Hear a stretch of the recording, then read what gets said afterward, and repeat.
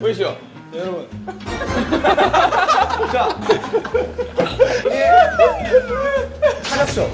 တနင်္ဂဒီနေ့ဂျန်ကူရဲ့အဲ့ဒီ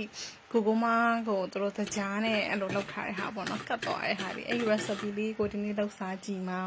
အရင်ဆုံးတကြားကိုဒီလိုမျိုးလေးအဲ့လိုအေးပြောသွားတဲ့အထိကြိုလိုက်တယ်ပြီးတော့သူ့ပကံထဲမှာဆိုအဲ့လိုလုံးဝကတ်ပြီးတော့ခွာလို့မရအောင်ဒီကတ်သွားပေါ့နော်အဲ့လိုမျိုးလေး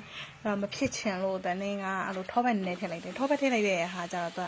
ဘယ်လိုလဲဆိုနည်းနည်းမှုေးပြီးတော့ထောပတ်ကအစီထွက်တယ်ဆိုတော့လေအဲ့ကျတော့ပကံကိုလည်းအရင်ကတ်တော့စားလို့လည်းအဆင်ပြေအောင်လို့ဆိုပြီးတကြားနဲ့အဲ့လိုထောပတ်နဲ့ပေါ့နော်အဲ့လိုမျိုးလုပ်လိုက်တယ်အဲကြောင့်သူကအဲ့လိုမှွေရတာလည်းအဆင်ပြေတယ်လို့အရင်နဲ့မကပ်ဘူးတကြားကြီးပဲဆိုရင်တော်တော်ကပ်မမ